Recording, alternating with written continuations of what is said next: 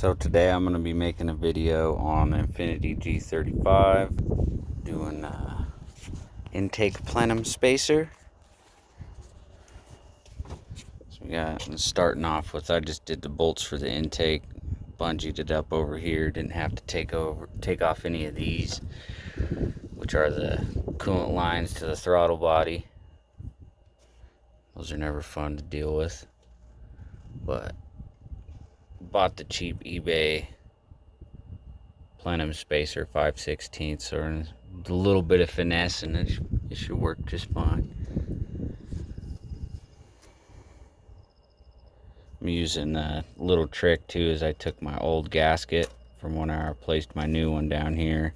So there's two metal gaskets in between the plenum spacer, and I just cut out this portion of it because this is all part of the gasket too, because this middle piece isn't needed when you do it on the top.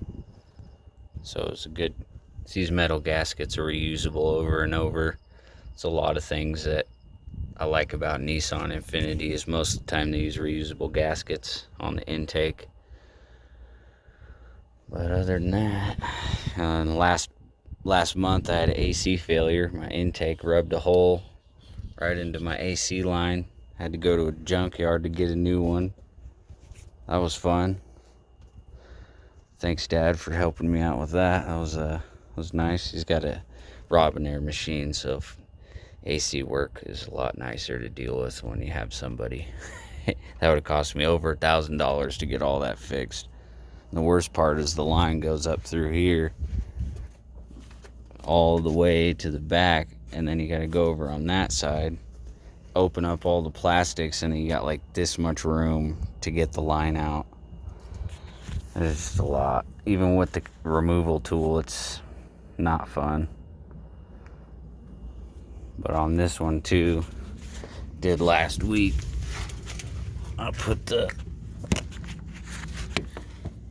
Y pipe on it and some Monzo down pipes. Got a little bit of oil leaking going on the valve covers, dripping down.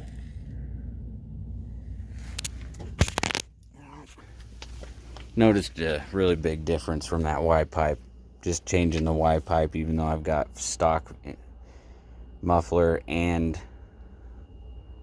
resonator, you still noticed a big difference. It's definitely in the tone and just the way it picks up. This intake's kind of dirty, but I don't got no brake cleaner. It's hard to come by nowadays, and I'm being lazy today. As you can see, I got one. That's the drifter. This is the daily. And I got the parts car right over there. NX is still in motion though. Body work and paint work first. It's taking forever, but whatever. That's the life. I don't have any way to set my phone down, really. That might work. Set this down. Always got to make sure you put in these spacers on the throttle body here. You always want to get these little guys, put those where they need to go, so that way you're not over torquing and cracking your intake. Always want to get those in. Get these suckers in. See that? Like that. Try and get them lined up the best you can so that you're not trying to fight with it.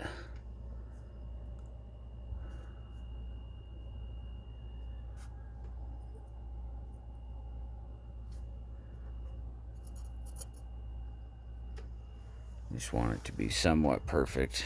Can't always be perfect, especially when you buy cheap parts. It ain't the Motordyne one. They just started putting out this 3D printed $75, $80 one on eBay, because I did buy a 5/8 one for that, and I put headers, and it's got Beluga racing down pipes and everything on it, and this one I tried. I was like, oh, I'll try it out because I got the BLOX spacer and on the 5/8 for that one. But we're gonna try this one. So far, it seems to do the same as a Motordyne spacer, so it's doing its trick. Let's continue on to that work. See if I can get my phone in a good spot. There we go. Alright, take down the bungee cord.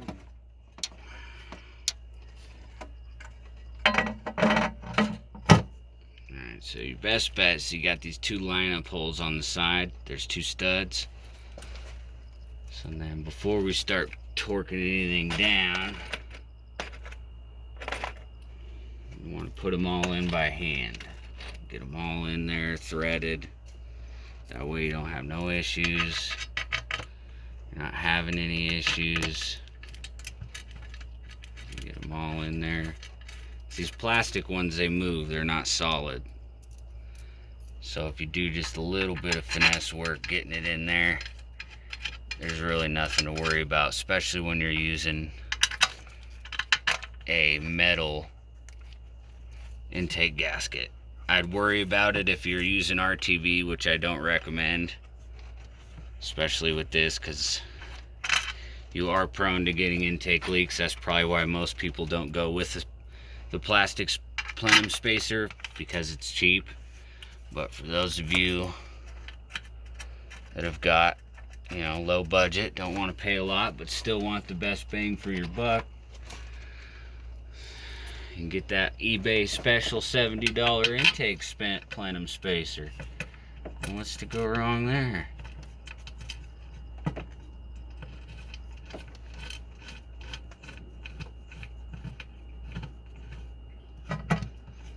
Yeah, like I said, a little bit of finesse.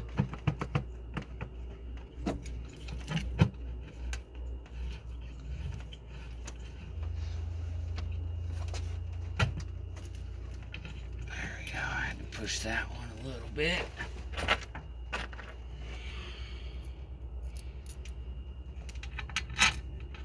For the most part, all these are going to go in okay, but it's better safe than sorry. I think that one might go on top, actually. Saying you always want to remember, long ones, short ones, and remember where they go.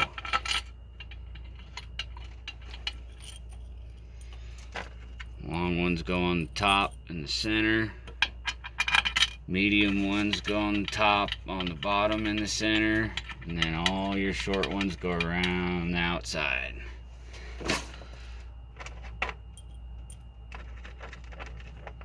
I've done this so many times to where it's like these engines are so easy to work on. You just got to know what to do. If you don't know what to do, that's why you always got to have good videos on the internet helping you out. See, as these bolts, just put them in by hand, you'll be happier in the long run. Now use those metal gaskets too. Even if you use a Motordyne, go ahead, get the Motordyne, that's fine. You'll never have an issue using the metal gaskets. But I will for sure tell you, you will have an issue with RTV. Doesn't matter what you use. Sometimes it'll work okay, but when you got lots of vibrations and shit like that, you don't want to use right stuff for any RTV. It's not good. It just causes more problems, big messes to clean up. Never fun to deal with.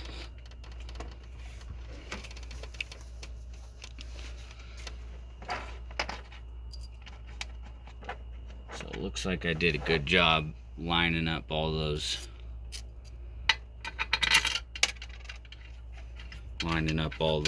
spacers in the intake here, so that's the last thing you want. Get it all done and one of them bitches sucks into the intake. Ooh, that would be a disaster.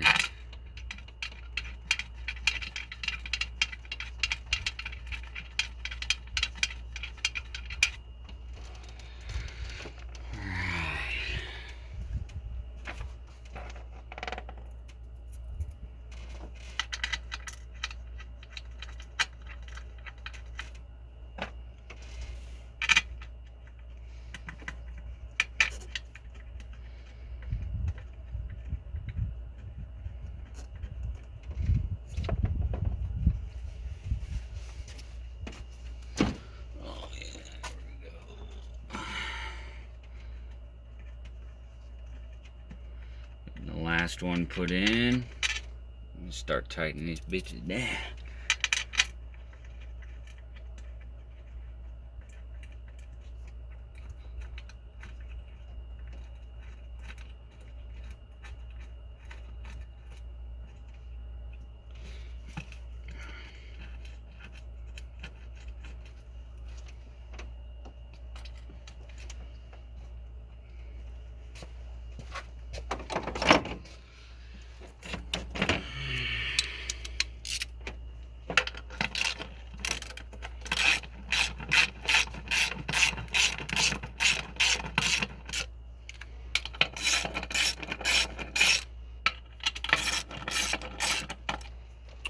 This one here is going to be tricky.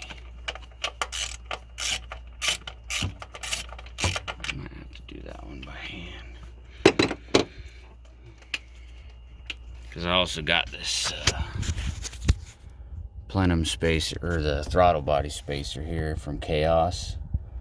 And that makes it to where this part's right in the way of that bolt, which it normally isn't, but it is today.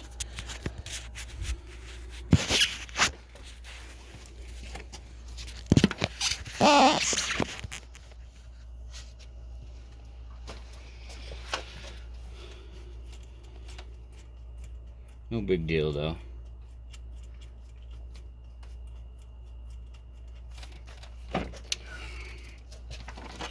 I'm gonna lightly run these down.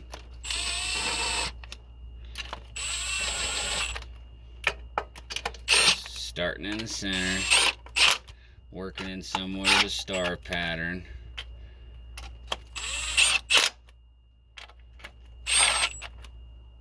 And then we'll work our way around.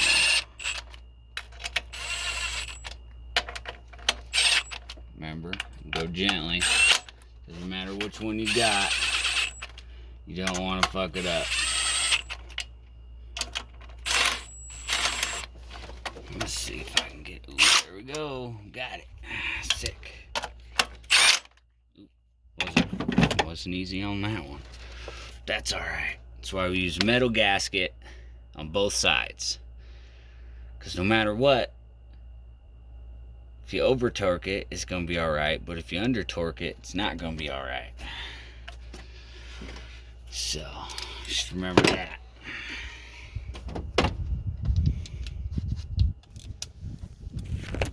My torque wrench is down, but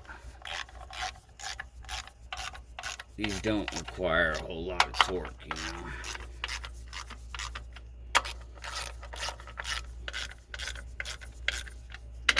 I'm barely using any right now.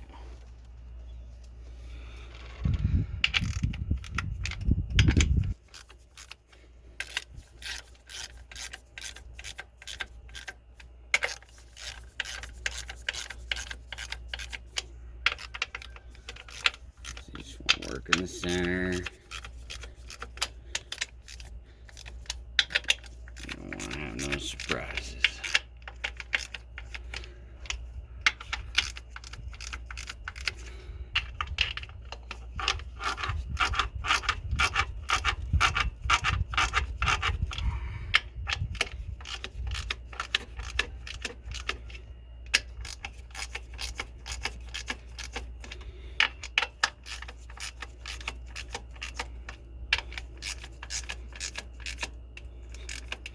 Snap on 3/8.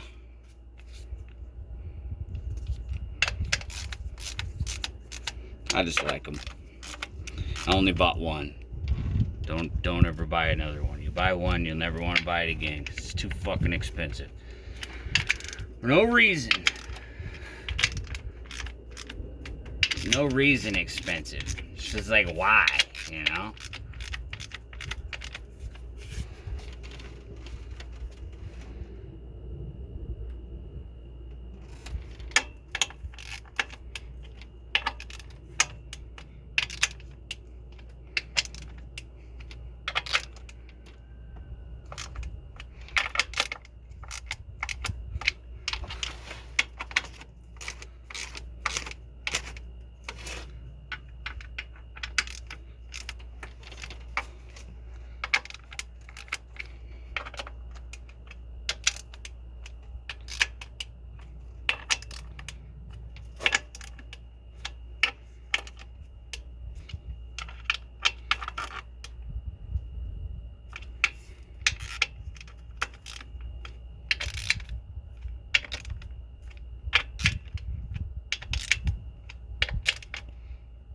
I'm not putting a whole lot of pressure on them because they're really cheap ass Chinese grade bolts. Even though they say 8.8 on them, don't trust them. You could put freaking 30 inch-pounds on it and the fucker could snap. You know, you just got to be careful.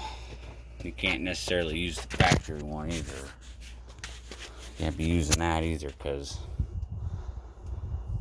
they don't fit. You might be able to use a couple of them. Well, no, actually, you can't use none of them. Because of that distance. Let's see.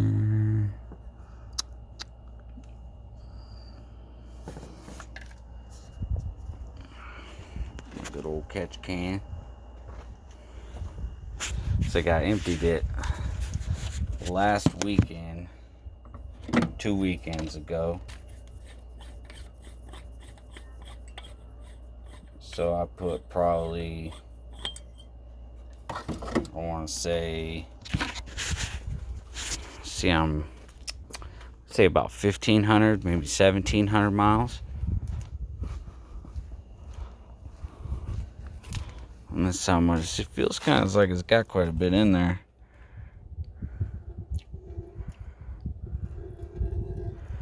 Yeah.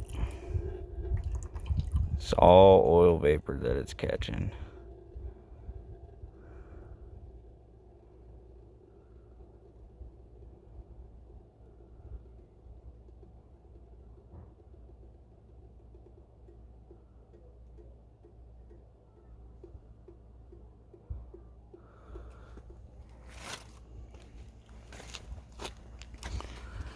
And even though that's not a whole, I mean, if you think about it, how many miles, it's not a whole lot, even though it's got high miles.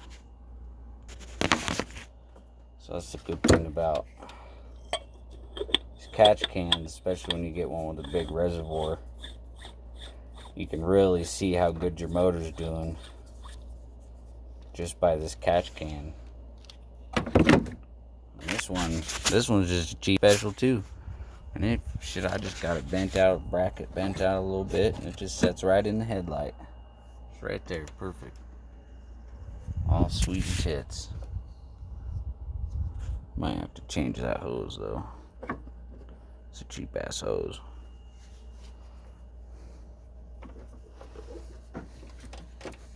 You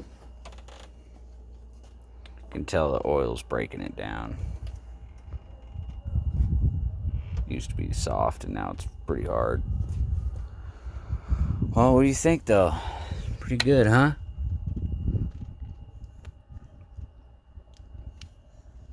This engine needs a little clean. See, I live in dirt roads. See, I got dirt roads.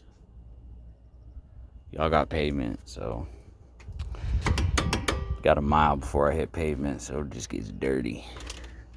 I'm also gonna do this upgrade at some point too. I've seen a lot of guys doing it. It's putting a shut-off valve right on this line to help with throttle body temperatures, give you more cool air coming in, because this design here is designed to help warm up the engine in colder temperatures. So this tube brings hot coolant to the throttle body to bring in warmer air for the engine when it's cold. Definitely something I'll need for out here in the high desert, high elevation, because it gets cold as fuck in the winter. Tried to install a fucking block heater, but you can only get the one from Infiniti because the one that's aftermarket don't fit. So it hits up against the header, and you got to pull the driver's side header off, and the block plug is just right underneath the header on this side. So if you live in colder temperatures, block heater really helpful for these. You got to get them from the dealer though, or try to get an OEM actual Infiniti block heater off of eBay or something, because none of the aftermarket ones, unless they're at an L shape and not straight out from the block, they'll work. They are expensive though, unless you can find one for cheap. Doesn't hurt to do a little research. But I'm gonna patch this up, get her all buttoned up, start it up, run it, and see what happens, and then take her for a test drive down to the stope. Stay tuned. The G35.